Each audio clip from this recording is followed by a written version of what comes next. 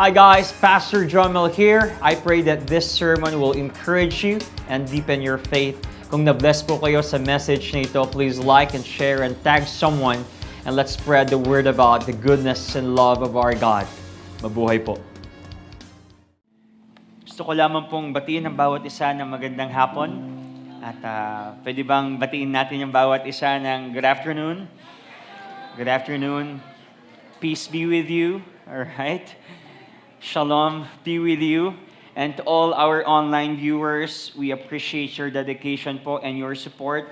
Thank you po for viewing us and supporting our ministry dito po sa Bethany Church International Philippines and of course, ministry po natin sa Deep and Wide. We opened a series last week and we called it PDA.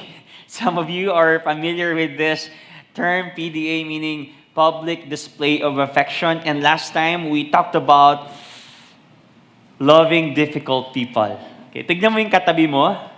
Difficult people yan somehow. Look at the person seated next to you at wag na kayo lumayo. Tingin kayo sa harap ninyo. We are difficult people to love. Wala tayong biniblame dito, wala tayong pinipinpoint because really, at times and most of the time, we are difficult to love. And we started the series last week at pinag-uusapan po natin dito yung pag-show natin ng love sa bawat isa because we are called to love one another. If we're going to talk about PDA sa view ng mundo, ang akala natin dito is all about, kilig moments. That's good, all right? Romantic love. Gusto natin yon. Sino ba namang ayaw kiligin? Or maybe yung mga long posts or mga gifts from our relationships or from our wives and husbands, okay?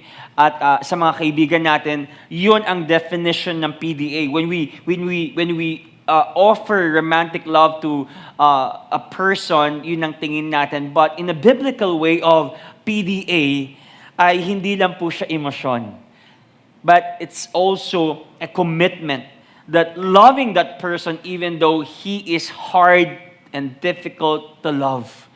At I am praying na ito pong preaching na to ay maging correction sa atin at maging rebuke sa atin. But, of course, we will be corrected. But, we will grow. Amen. Sino dito gusto mag-grow in love? Okay? Because love is more than just a feeling. Amen? Love is more than just a feeling. Marami tayong mga feelings. At isa doon sa mga feeling natin ay feeling ko talaga crush ko to at kami na. Yung kahit hindi ka pa niya kilala, imagine mo na yung kasal ninyo at kung saan kayo mag-honeymoon at ilang magiging anak ninyo at saan sila mag-aaral at whatever. We have those feelings. Or maybe sa inyong kaibigan, feeling ko talaga hindi niya ako mahal. Feeling mo lang kasi hindi kanya napansin or whatever. Marami tayong feeling. But our calling as Christians, if you're going to look at the perspective of what the Bible is saying, we are committed to love one another. Amen. So love is more than just a feeling. Ang pag-uusapan natin po ay ang tunay na pag-ibig ay hindi lang puro kilig, kundi may correction, may humility, may acceptance, because true love speaks in truth. If you're going to ask me, or if I will ask you, what is the symbol of love? Maybe most of you would say, symbol of love is, mali pa yung heart ko, no? Hindi talaga ako Gen Z. Okay, ganyan na lang. Okay, puso. Alright? Pastor, every time I see this shape, parang na-associate ang heart natin sa love. But I want you to know this, that the real shape or the real symbol, emblem of love is the cross. That is the ultimate PDA ever.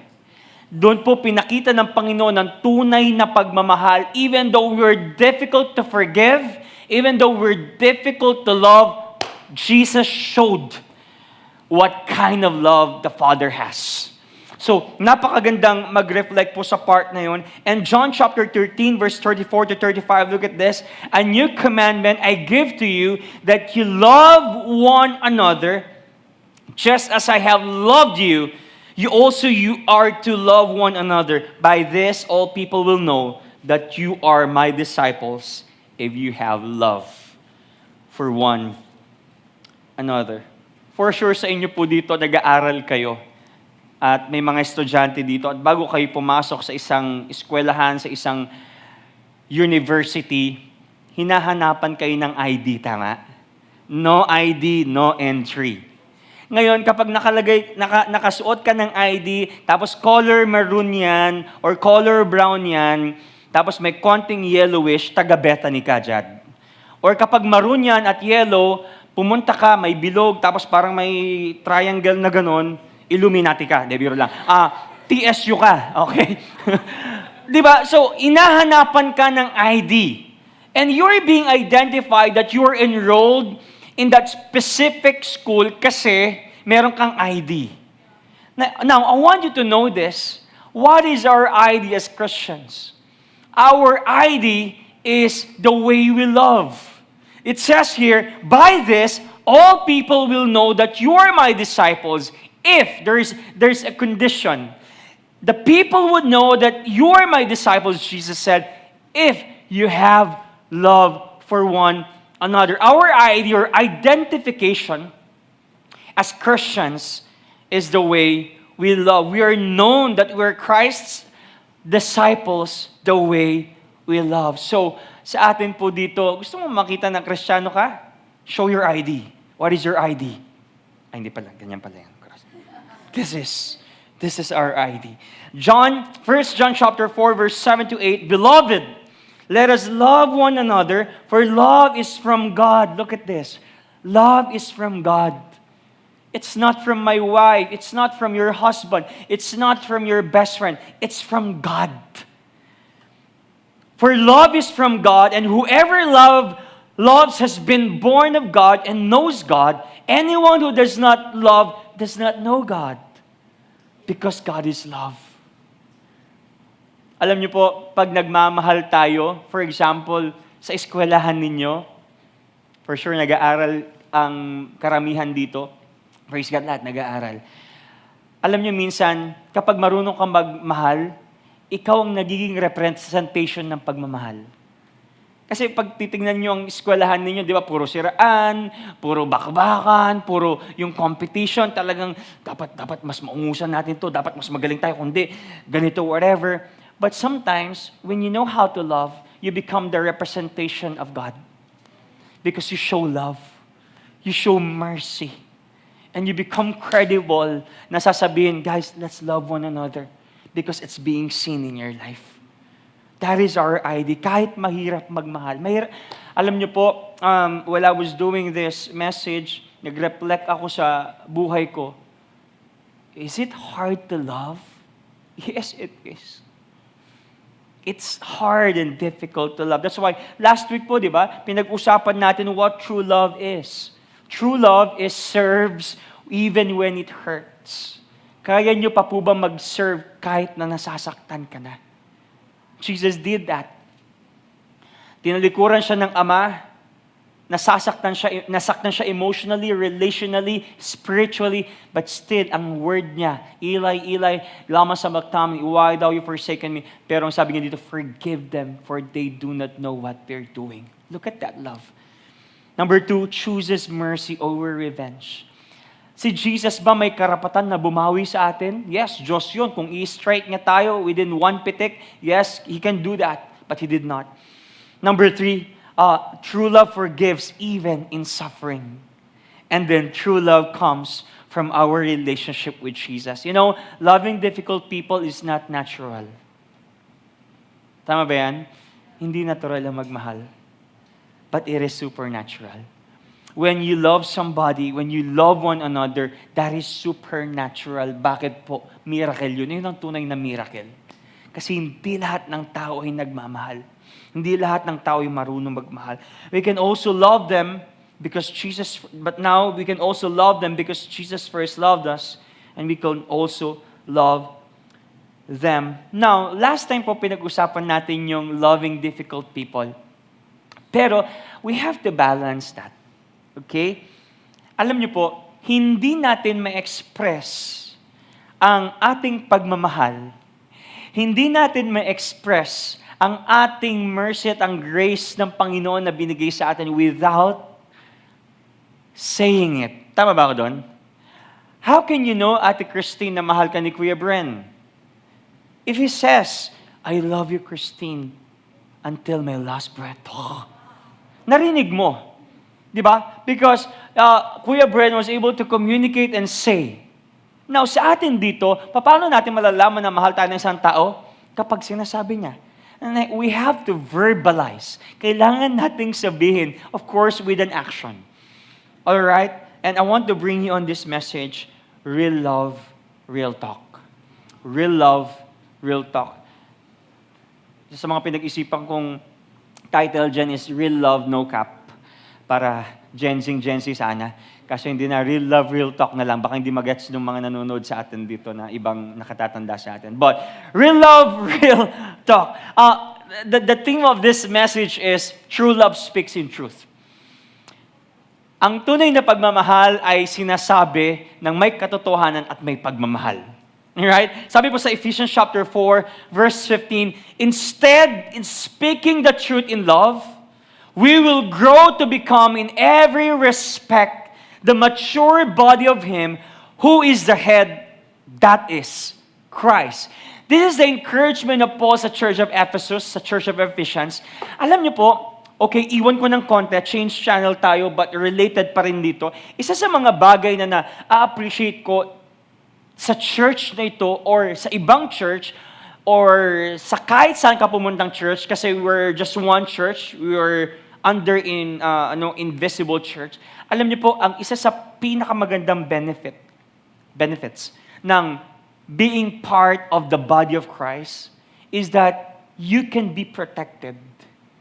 Is that you can be protected by the body of Christ because you will be corrected and you will be rebuked. You know, I'm so thankful kasi part po ko ng isang simbahan. You know, I always say this and always share my testimony. I was a very bad man. But you know, my family in this church protected me.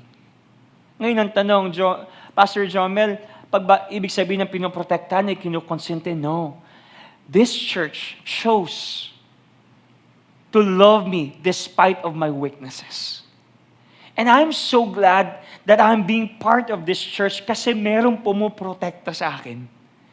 Through rebuking, through correcting, and through praying, I'm being protected. Because, you know, true love is not just about making people feel good. Our goal is not just to be happy. Our goal as Christians is to grow in our Christian journey. You know, true love or love without truth is deception. Truth without love is destruction. Ulitin ko yun. Love without truth is deception. And truth without love is destruction. True love requires balance. It requires correction. It requires humility and acceptance. At ngayon po, as I lay the foundation, nilay ko lang yung foundation, I just read the text, pero I want to give you 3 truths na magmamatter po sa atin dito at maganda namnamin natin. Okay ba tayo doon? Sabi mo sa katabi mo, hindi ako masasaktan. Para sa akin to. Okay? Hindi kita patatamaan at hindi kita walang sisihan. Okay? Sabi nga ni Coco Martin, huwag mo kong taktan. Okay? Sige, taktan mo ako. Taktan mo ako. Okay. Hindi namin kayo tinataktan. Okay? Pinagtatakpan natin ang bawat isa because true love covers multitude of sin. Okay.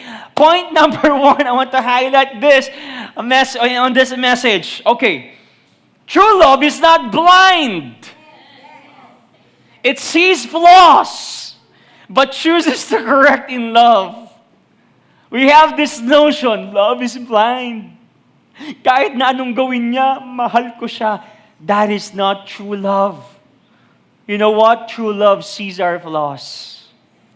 Alam niyo po, kung hindi tayo mahal ni God, knowing the fact na si Adan at si Eva ay nagkasala at nahulog sila sa isang kasalanan in Genesis chapter 3, saan ang ginawa ni God?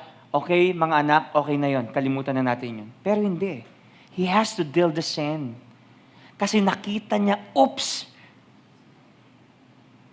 And then, ang ginawa niya, nagkaroon ng plan, after 6,000 years, He sent His only begotten Son, Jesus Christ, and then dealt our sins and unrighteousness on the cross. I want you to know this. Love is not blind. Where did you get that notion? Where did you get that idea? For sure on TikTok. Love is blind. Kahit anong mangyari, magbubulag-bulagan ako. Sabi nga sa kanta ni Mito Yunting, ang pag-ibig ay bulag. Eto na naman ako, di malaman. Ano nang susunod doon? Pag-ibig ay bulag. That's not true. You know what, Carla? I love you as a sister, my sister in Christ. And because I love you, and every time I see flaws in your life, I will tell you, Carla, that's not good. I tell you because I love you. As my sister. Minsan kasi ang notion natin, love me the way I am. Tama naman. Mahalin mo kung sino ako. Kung talagang mahal mo ko, ibibigay mo lahat. Ngayon, nung hindi binigay, nagtampo-tampo ka. May senaryo kami ni Jam late nung mga siguro years na yung mga bata pa siya noon eh. Kasi alam niyo mga bata, hindi marunong kumain ng gulay. Sino dito ayaw ng gulay? Para sa inyo to, okay? Uusap kami, gutom na si Jam. Sabi niya, Daddy, I'm so hungry. Sabi niya ako sa English, di ba? Gutom na ako. O, to anak, may ulam tayo gulay. But I don't like that. I like hot dog. Wala tayong hotdog. Ayoko nga ng hotdog, di wag kang kumain. Pero nagugutom na ako, di kumain ka. Di gulay. Ayoko nga ng gulay, di wag kang kumain. Nagugutom na ako, di kumain ka. Gusto ko ng hotdog, di wag kang kumain. And sometimes, nasusunod yung gusto natin, tinuturuan ka. Alam nyo, lahat ng pagkain kapag gutom ka, nagiging masarap. But you know what, daughter? I'm teaching you. Paano kung wala ng hotdog? Pag dito ka sa lugar na to, hindi ka na marunong kumain. Ako kasi lahat kinakain ko eh. Parang talbos ng kung ano, yung mga ulam sa bahay namin. Kahit ano, kakainin ko dyan. Sige, basta gutom ako. I was trained na mga magulang ko, Jomel, ito lang yung ulam natin. Si Joshua kasi, dati pag hindi manok, di siya kakain. Favorite yan eh. Okay? Spoiled yan eh. Sa kanya yung pork chop, sa akin ketchup lang, kakainin ko pa rin yun. But you know, true love is not blind. It sees flaws but chooses to correct in love. The Bible said in 1 Corinthians chapter 13, verse 6, love does not delight in evil, but rejoices with the truth. Alam niyo po, ang ganda mag-reflect dito. Sometimes, parang, yes, kung mahal mo ko, tanggapin mo ko. You know what? Mahal kita. Pero, kung forever ka na magiging mainitin ng ulo, hindi ko tatanggapin yan because you can improve. Forever ka na, magmumura, no, because I love you, you can improve. Sometimes, ito pa ang problema sa atin, nakalagay sa Bible, speak truth in love. Sometimes we do not know how to express love properly. Tama? Sino dito alam nyo mahal sila ng tatay nila at nanay nila?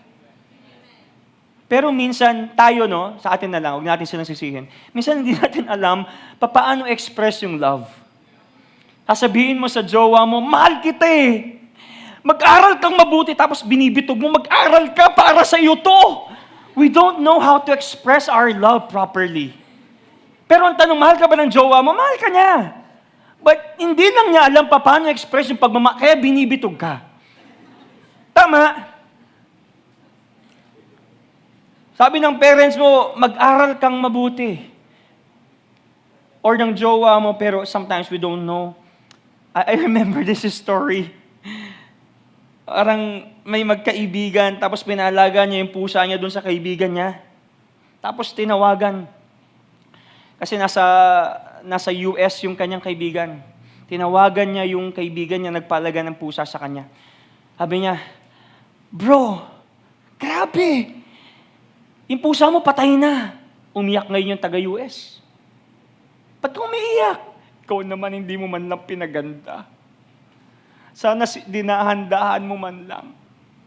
Sana sinabi mo na umakyat siya ng bubong, tapos tumalon, tapos tumawid ng kalsada at nahagip. At nung dinala ko sa veterinaryo, hindi na umabot, patay na. Dapat dinahandahan mo naman." Ay, ganun ba? Sorry, patay na ka talaga eh. Ngayon, tinanong ng taga-US, "How about si Lola? Kumusta siya?" Si Lola, umakyat ng bubong. Tumalon. The point of the matter is this, masakit ang katotohanan. Alam niyo po, growing pains are inevitable. Alam niyo yung ibig sabihin ng growing pains are inevitable? May mga difficulties sa buhay natin at hindi natin may iwasan yon. Minsan sa buhay ko, pag kinokorek ako ng nanay ko at tatay ko, wala akong magawa kundi tanggapin kasi tama naman. "Jomel, maganda ganito. Jomel, maganda ganito." Okay po.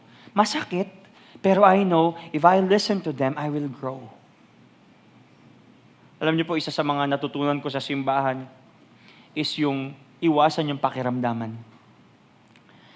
Kasi hanggat nakikiramdam tayo sa bawat isa, they will never know our heart. We have to verbalize the truth. We have to verbalize our favor. Alam nyo, matagal na, for the longest time, ang Kristyanismo or ang church ay pakiramdaman. Yung hindi mo alam na, bakit kaya hindi niya ako napapansin? Nagpapakiramdaman lang. Pero maganda, tanungin mo, Rain, si Mel, bakit hindi mo ako pinapansin? Ubus naman tayo dati Hindi kasi na-offend ako sa'yo. Kulang yung 5 pisong binigay mo sa kapiteyo. At dinamdam ko yon. You know, church, people, Christians, let's verbalize things. Let them know. Minsan kasi pakiramdaman, titigan lang.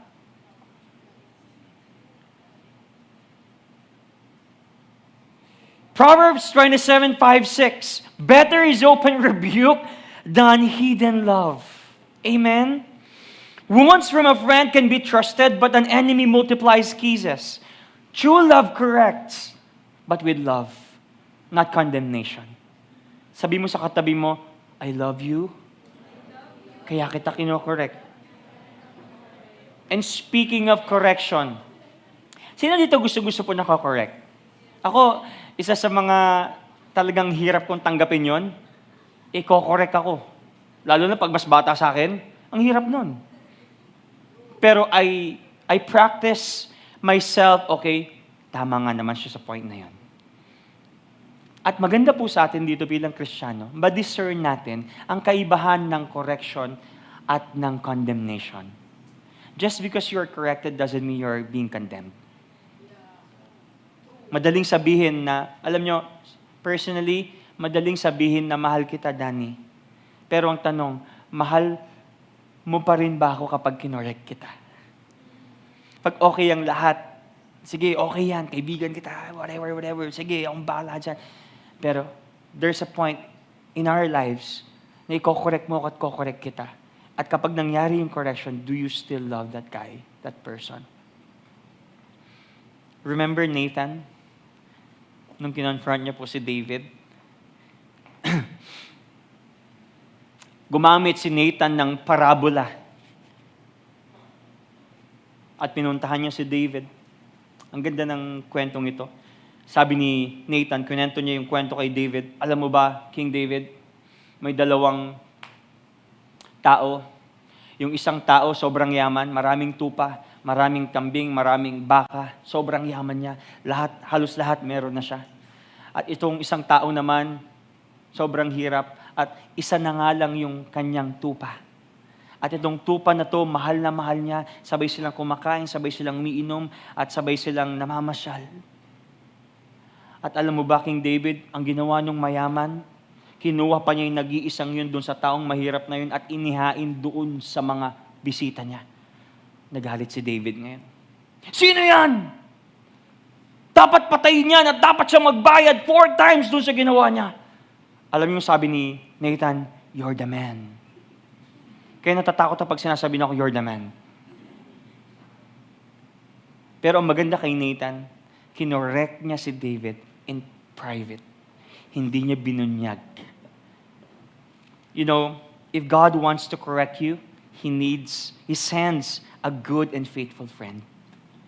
That's why those people who correct us, those are our friends. Sino dito, may best friend kayo pero never pa kayong kinorek?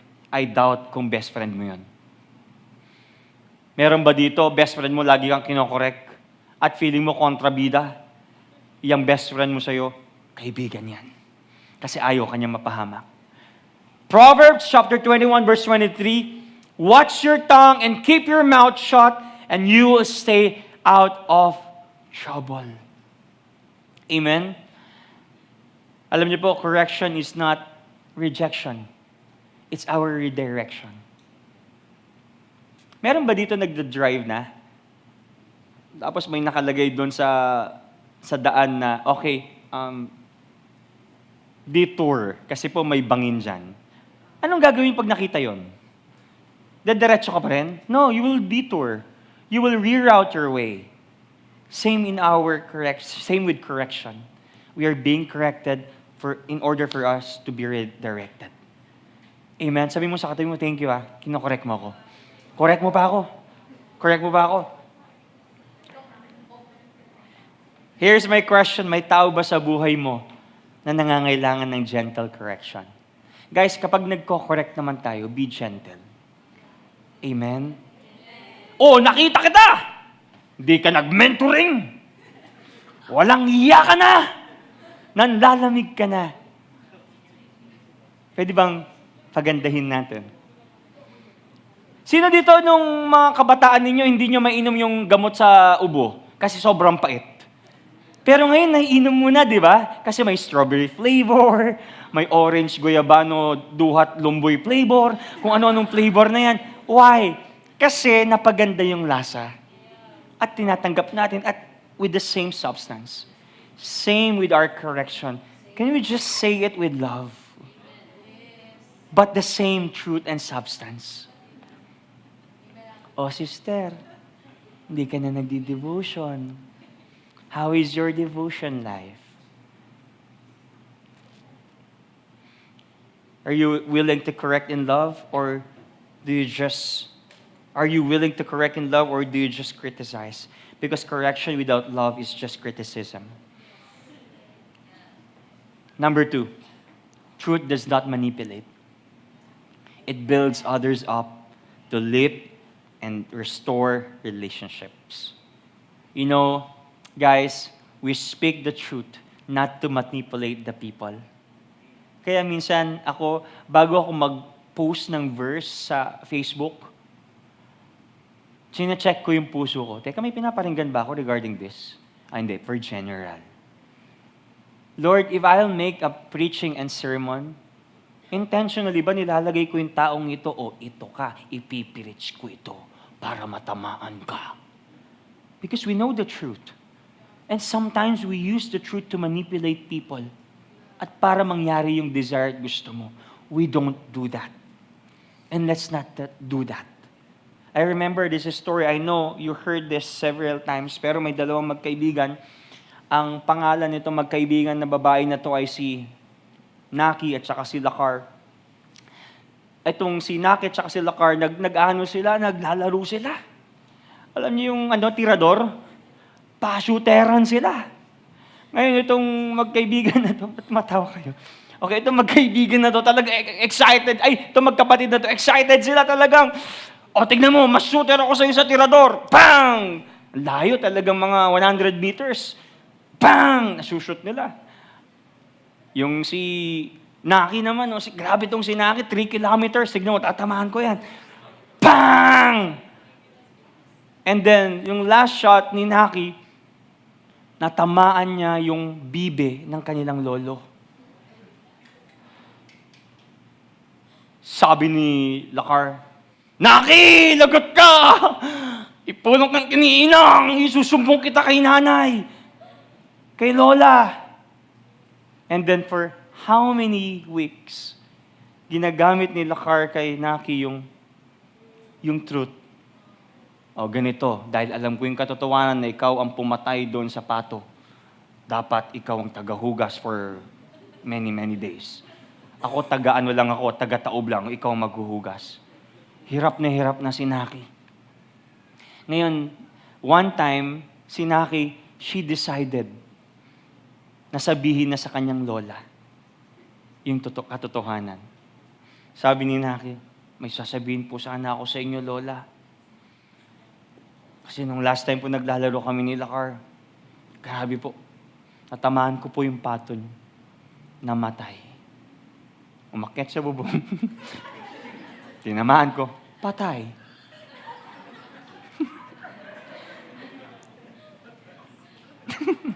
Sorry. Wala na ako, nagduda ako nasa peak na ako eh. Tapos ang reaction ng mga lolo-lola, natawa sila.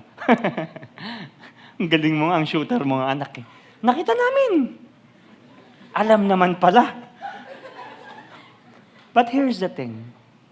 If you know the truth, minsan kasi ang ginagawa natin, pag alam natin katotohanan, binablockmail natin yung isang tao.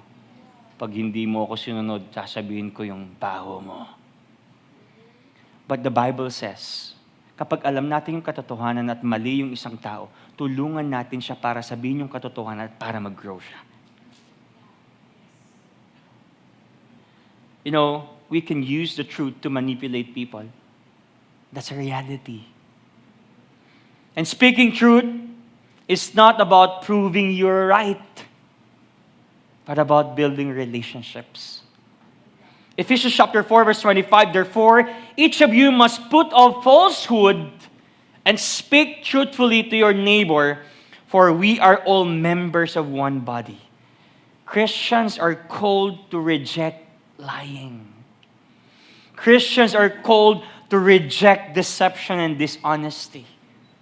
Especially po sa body of Christ. Because lying damages unity within the church. But truth strengthens relationships. Alam nyo, minsan ito, nangyayari po talaga to, pero sana wag mangyari sa church natin. Ang nangyayari madalas, ewan ko kung nawiwili kayo at tuwang-tuwa kayo doon sa parang binabanatan yung mga Kristiyano.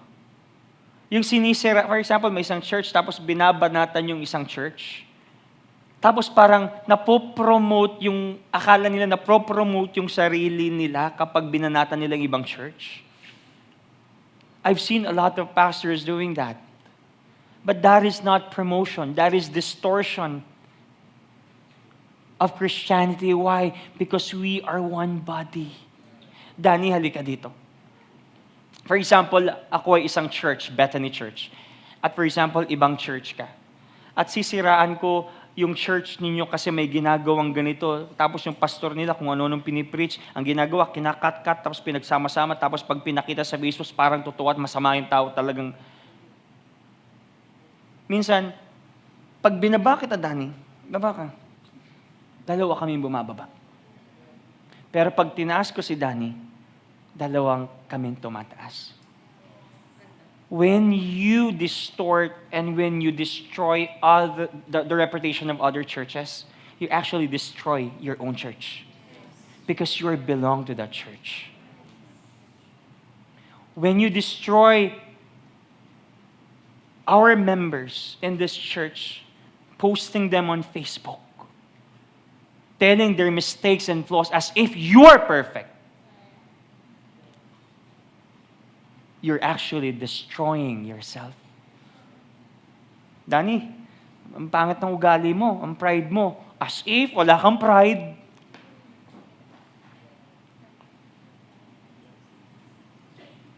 Danny, nakita ko may kasama kang chicks, as if wala kang zinom. It just so happened na, Danny, bakit mainitan ng ulo mo? As if ikaw, hindi mo sinasagot yung mga magulang mo. See, walang lusot. We all have imperfections. The reason we are correcting in love because, Danny, I want you to grow. And please correct me too. If you see something in my life na, Danny, parang na out of focus ako sa ministry, ay si pastor, grabe na, nagbi-business na siya, no? Ginawa na niya yung business at pineperahan na niya yung buong church, correct me. Or parang pumunta kami nung nakaraan, yung mag-preach si pastor sa isang church, tapos may kinikindat siyang ibang babae, except kay Baliman, kay Ate Kina, correct me. That is correction. So guys, thank you, Danny. I love you, Danny. Walang love you to dyan?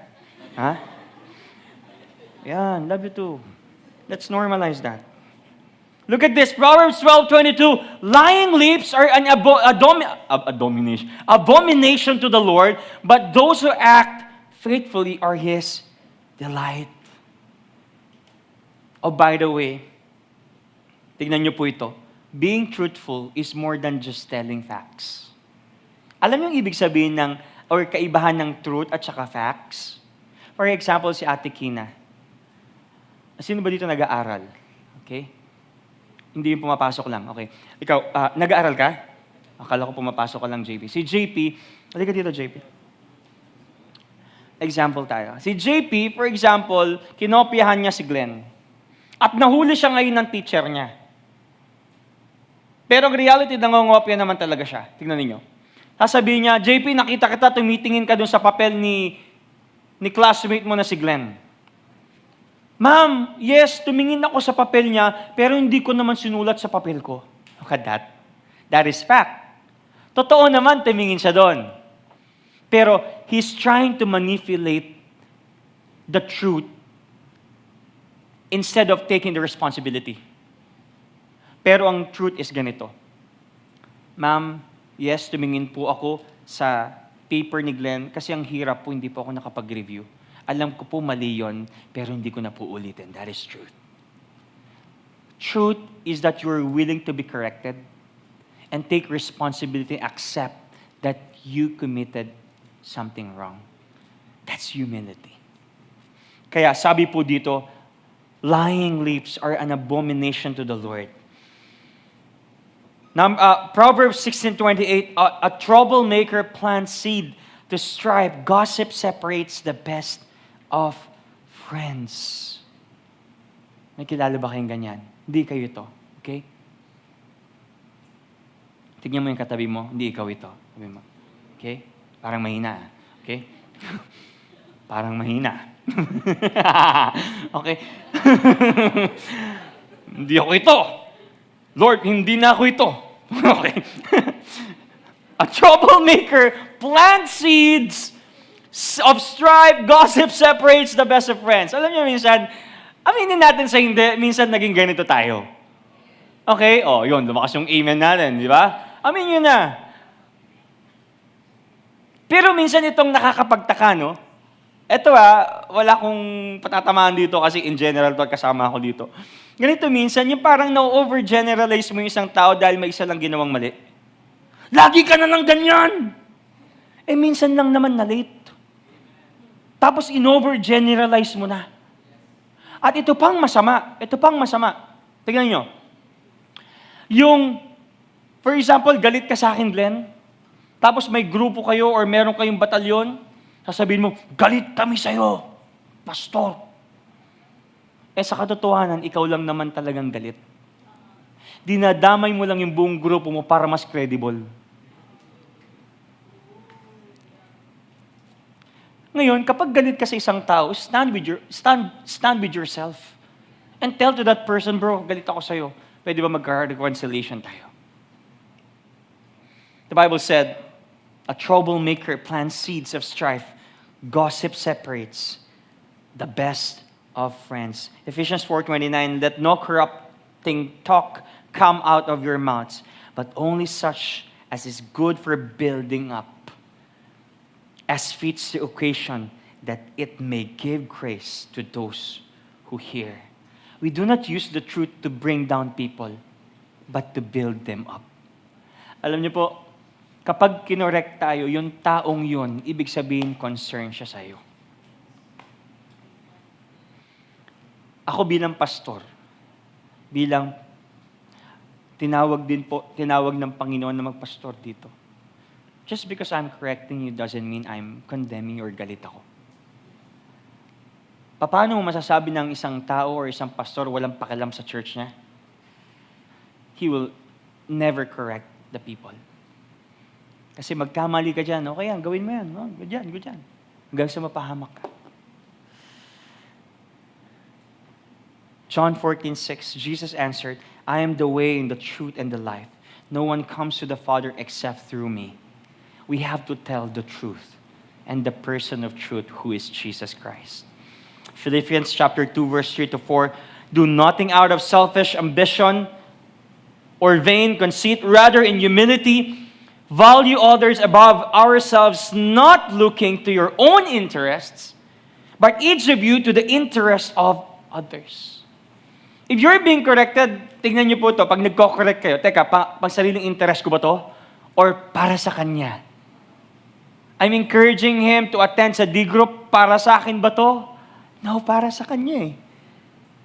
So we have to accept those corrections. Ang tunay na pagmamahal ay hindi puro ako, kundi sila rin naman. Pride destroys love. Humility strengthens it. Ito, real talk ito. Kadalasan po, hindi tayo marunong magpakumbaba. Nakalagay dito. Dahil gusto natin, tayo lagi yung tama. Bakit gusto mo lagi maging tama? Siguro may tama ka na, di ba? Alam nyo, isa sa mga natutunan ko lately, ito, practical na to. Pag may mga, alam nyo may mga hindi pagkakaintindihan, napakaliit na bagay, minsan I let it go. And I make sure na alam niya, okay, sige, ganito. For example, okay na ba? Magkwento ako sa atin. So, si Ate Kina ninyo, for example, we have fights. Yeah? Mga once a week, gano'n. Naka-schedule. Hindi, biro lang. Pag yung, mayroon kaming hindi pagkakaintindihan ng mga malilit na bagay. Pag may tumaas ang boses, I will initiate. Sabihin ko, honey baby. Hindi yung tawagan namin. Naloko ko lang, honey baby. Alam mo, pag nagagalit ka, at sasabayan kita, walang mananalo sa atin. Halika nga dito, hug kita. Okay na kami. Kasi ang liit na bagay eh. That's humility. Ito ang tanong for example, dalawa kayo nag-aaway nung kaaway mo. Tapos ikaw yung unang nag-sorry. Ikaw ba yung pinakamahina? Hindi. Mas malakas ka. Bakit? Kaya mong tiisin yung sarili mo. Kaya mong tiisin yung ego mo. Kaya mong tiisin yung pride mo. You are strong. Ang ikli ng buhay. Imagine mo, kung yung mga dati mong kaaway mo pa rin ngayon, hindi mo pa rin pinatawad, hanggang ngayon hindi kayo nagpapansinan. Isa lang yung school ninyo. Nagsisiraan pa kayo. Isa lang yung church. Huwag na tayo, tingin mo, ilan ba tayo dito? 70. Okay? 100. Okay. 100 na lang tayo, nagkakagatan pa. Maganda tayo yung magpakumbaba. Bigyan ko kayo ng technique. Ganito. Gusto ko kayong tanungin, ano ang pinaka-passion ninyo sa buhay? Or ano ang calling ninyo? Sino dito Christian? Taas kamay? Christian? Okay? Praise God, Christian tayong lahat dito. Okay? Kapag Christian ka, ang calling mo is to love. That should be your passion. Ito yun. Ito yung passion mo kasi calling mo magmahal at Christian ka. Ngayon, aside from your calling na pagiging Christian, meron ka mga ibang passion dyan, Joris Pagkanta. Ako, for example, pagbabasketball. Inang passion ko. Last time, natalo kami sa Balawang. Di ba? Passion ko yun. Pero dahil mabait ako, generous, pinagbigyan namin sila. Tambak kami 43. Okay? Para kasi generous kami. Pero for example, ako, pag naglalaro ako ng basketball, bago ako maglaro, ini-instill ko sa mind ko, una, Kristiyano ako. Pangalawa, pastor ako. Pangatlo, yung testimony ko. Bago ako maglaro, yon. Kaya pag nakante ako, nasiko ako, or parang nasaktan ko siya, ang una kong may isip, teka, ano yung pinaka-passion ko? Ang maging Christian. Ang mapagmahal. Kung ang passion ko ay basketball, at magpapakamatay ako sa basketball, anong mapapala ko? My motivation is this. Ang pinaka-passion ko so that I will have a good testimony sa court is yung pagiging Kristiyano ko. So kahit na balda-balda na ako, kahit sa isip ko gusto kong sapakin ito, pero titiisin ko yung sarili ko. 2 seconds. Sorry. Kailangan. Why? Because I know my calling. I know my passion. Sa inyong magjojowa at mag-aasawa, anong calling nyo? Paramihan ng panalo sa mga arguments? 3 points ako ngayon, nanalo ako ng 3 arguments. Ano ngayon? May kabuluhan ba yun sa langit? Wala. Pero may kabuluhan yung nagbibilangan kayo, uy, nagpatawad ako ngayon. Uy, naging humble ako ngayon. Sabihin mo sa katabi mo, Amen. Kaya mamaya, bago kayo umuwi, kung may kagalit kayo dito, halikan ninyo with holy kiss, sabi ni Paul. Okay? Yakapin ninyo. Ay, Diyos ko naman. Ayoko na mag-born again pag ganyan. But we are called to love one another. Now, magpa-correct ka. Sabi mo sa akin, magpa-correct ka naman kasi. Kino-correct ka na nga eh. Ano gusto mong correction? Kailan ka huling nagpakumbaba sa isang relasyon o pagkakaibigan? Minsan, pag may mga nagagalit sa akin, ang ginagawa ko, voice message ko sila. I prayed for you. And I hope we can work this relationship out still. That's humility. Nagsorry na nga eh. Anong gusto mo? Umiyak ng dugo? Pag nagsorry na, patawarin mo na, nagsorry na nga eh. Kaya, di ba, pag nag-aaway tayo madalas, ako yung madalas nagsosorry eh. Sorry na.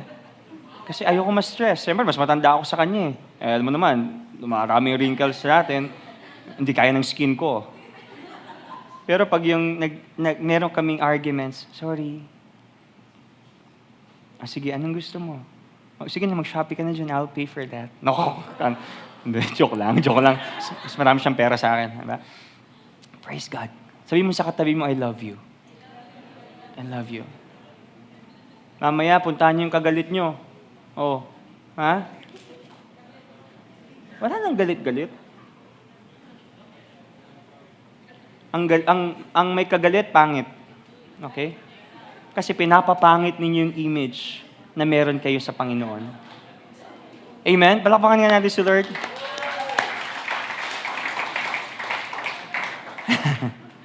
O, di ba? Ano lang tayo, relax lang yung preaching natin. Saka na tayo sumigaw-sigaw. Kasi pag sinisigawan kayo, feeling nyo, pinapagalitan kayo, no? O ngayon, malumanay lang. Ganito ba yung gusto ninyo? Gusto nyo, matrip nyo ganito lang, no? Point number 3. Nandiyan pa ba kayo? Tapos na tayo. True love is not passive. It accepts people but does not enable sin. Amen? True love does not reject, but it also does not tolerate sin. Amen? Sabi po sa Romans chapter 15 verse 7, accept one another. Woo! Ganda ng highlight mo dyan, no? Accept one another daw. Oh, nakita mo ba yan? Bro, may katuloy yan. Then just as Christ accepted you in order to bring praise to God. Yung bang ginagawa natin ay napapapurihan ng Panginoon. Acceptance does not mean approving wrong behavior. Acceptance means loving people despite their imperfections but also helping them to grow in righteousness. Matthew 16:26. Si Jesus po ito, meron siyang mga kausap, napaka-on point, napaka-outspoken, napaka-straight to the point ni Jesus. Sabi niya, "And what do you benefit if you gain the whole world but lose your own soul? Is anything worth more than your soul?" Grabe, napaka-bold. Jesus was so straight to the point. Ngayon, kinontextualize ko sa era natin para mas maintindihan natin. Ready ba kayo? Okay, ready ba kayo dito? Sino dito mahilig sa social media? Taas kamay. I do love social media. Sino dito sobrang hassle siya sa pag-work niya? Parang ganito ang sinasabi ni Jesus. Anong mapapala mo kung viral ka nga? Trending ka sa lahat ng platforms. May milyon-milyon kang followers at likes. Pero sa dulo, mawawala ka na sa tunay mong purpose at wala na si God sa puso mo. Worth it ba yun? Lately, may mga nag-hit na mga videos and reels sa akin eh. Pero after mag-hit, wala lang. Ay, ganun lang pala yun, no? Nagbuboost pa ako madalas. Ay, ganun pala yun. Pagkatapos mo nang ma-reach yung peak mo, wala na. Ana na. So, gabalik pa rin ako sa calling ko, yung relationship ko kay Lord. Number 2, sino dito porsigidong yumaman at mahal na mahal yung profession niya? Corporate and career-driven. Anong silbi ng 6-figure salary, dream job, at title sa LinkedIn kung burnout ka? Wala ng peace at unti-unti nang namamatay ang faith mo. Would you really trade your soul for that? Some of you here, you're dreaming for a car. But after you purchase that car, I tell you, after a month, same. Kung wala kang joy with the Lord. I tell you, I have car, I have shoes, we have a house, we have titles, we have cards. But after we purchase those things, at the end of the day, babalik ako magpapasalamat kay Lord. Lord, mas gusto ko yung relationship. Hindi ako nagpapaka-spiritual or nagpapaka-plastic because really, it happens. Some of you really, you're dreaming for a car. You don't know paano. Sino dito may kotse ngayon? Bili ka ng Ford na wild truck, pinakasagad.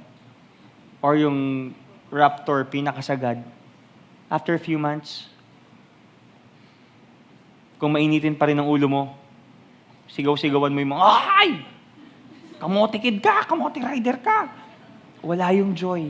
May kotse ka nga, mas mayabang ka lang. I tell you. But ang bagay na hindi mawawala sa inyo is your relationship with God. That joy. Relationship tayo and love life. Okay? Okay? Kapit. Paano kung nakuha mo nga ang dream girl or ideal guy mo, pero kapalit nito, tinake for granted mo si God? Jensing na. Worth it ba ang love life kung ang kaluluwa mo ang naging kapalit? Hindi ko na-expound to. Baka ma-hurt ko kayo. Pero sabi mo sa katabi mo, Amen. Amen.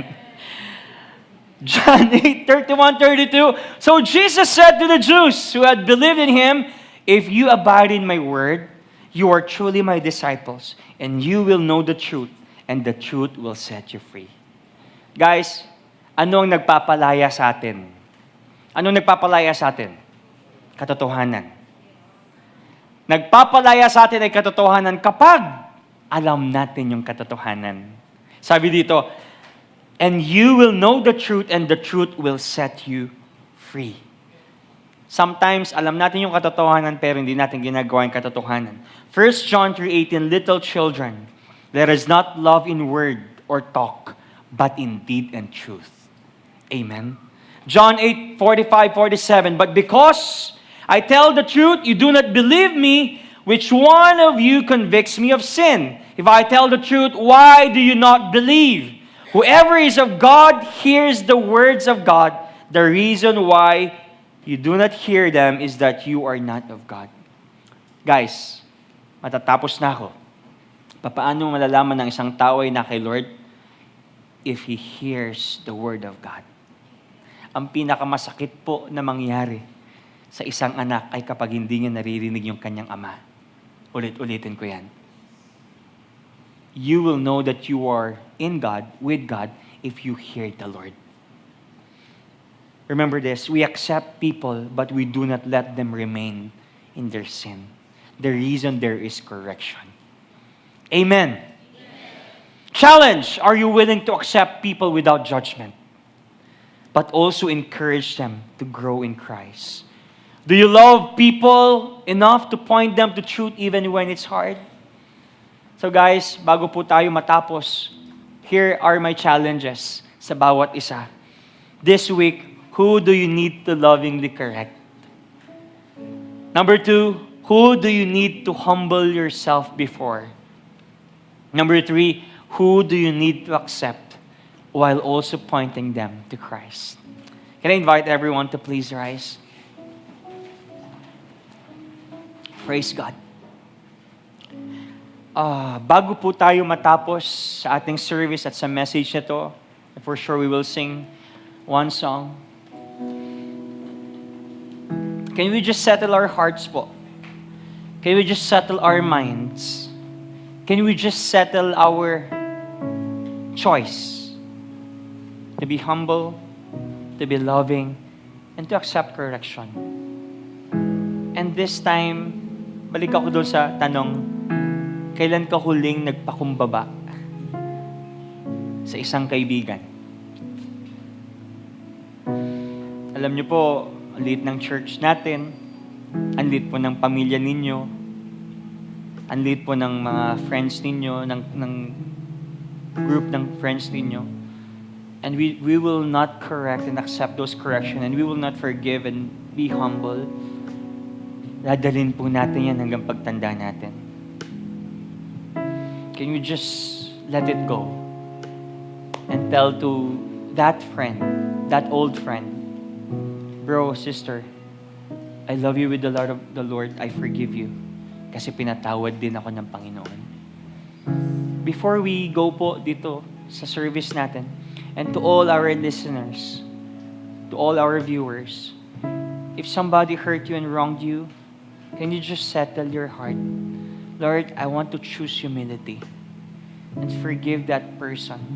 I will approach him. I will let her know I got offended, but I want to let you know I got offended, but I forgive you. I want reconciliation because I want to maintain our relationship. Sayang yung nabuo nating relationship. Ask the Lord, sa mga estudyante po dito or maybe sa mga nagwo-work, hindi mo patawad yung nanay mo or tatay mo, or maybe yun pong boss ninyo, or maybe yung teacher or yung kaklaseng na mahiya sa'yo. But choose humility and choose to be humble. Lord, I let this heartache go. I want to enjoy my Christian life because I am called to love. I am called, Lord, to speak the truth in love.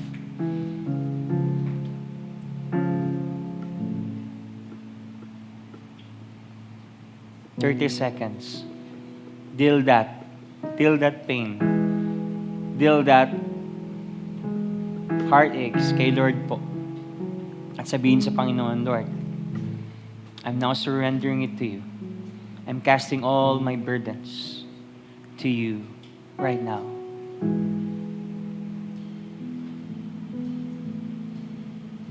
Come on, 30 seconds.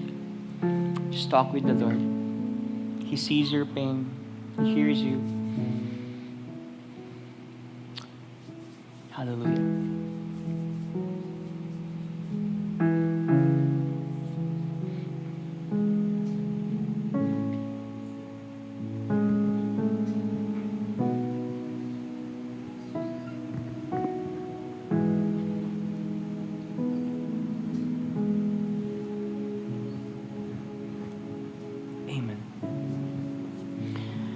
Pwede po bang akbayan ninyo yung katabi ninyo ngayon? That is your accountability partner. Okay? At pag-pray nyo po yung willingness to be corrected, to be guided. At yung willingness sabihin yung katotohanan kapag may nakikitang mali. With love. Okay? With humility. With acceptance. Come on, start praying. Yes, Lord. I pray for this church. I pray for Bishop, Panginoon, that he will be my accountability partner, even my wife. She will correct me and I will accept corrections from her. I will accept rebuke and reproof, Lord, from them. In Jesus' name. And Lord, from now on, I want to choose humility. I want to choose acceptance, Lord. I will accept their corrections and their suggestions for my improvement because I cannot see myself at times, Lord.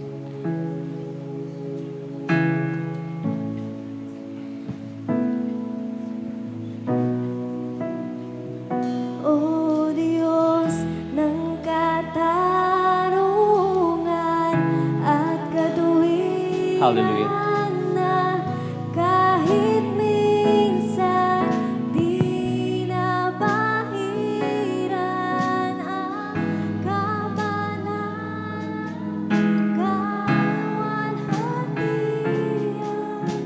Salamat sa sukdulang biyaya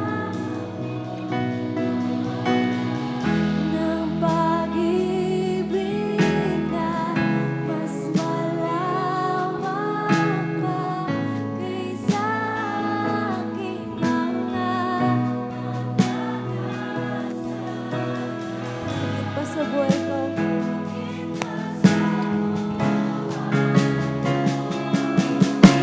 Salamat sa sukdulang biyaya mo.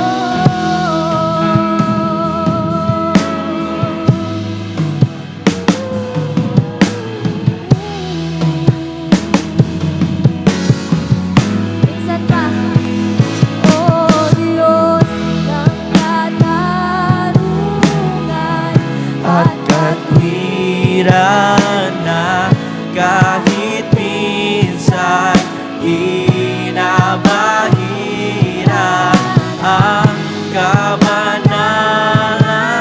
kaluwalhatian. Salamat sa sukdulang biyaya mo, O Diyos ng pag-ibig na mas malawak pa kaysa aking mga pagkakasala. Higit pa sa buhay ko, salamat sa sukdulang biyaya mo. Hallelujah. Thank you, Jesus. Let me close this in prayer. Father, we thank you po for that word, for that correction. Napakasarap. Napakasarap makakorek, Panginoon, ng mga puso namin, ng mga mindsets namin, O Lord, even our lives. Thank you, Lord, for using your word so that we will grow sa aming pong buhay, Kristiyano, Panginoon, and our relationship with other people. Lord, let this church be the salt and light at kami po ang maging representation ng tunay na pag-ibig ni Kristo. That, Lord, your love will be expressed through us, through the way we love, Panginoon, other people and treat other people.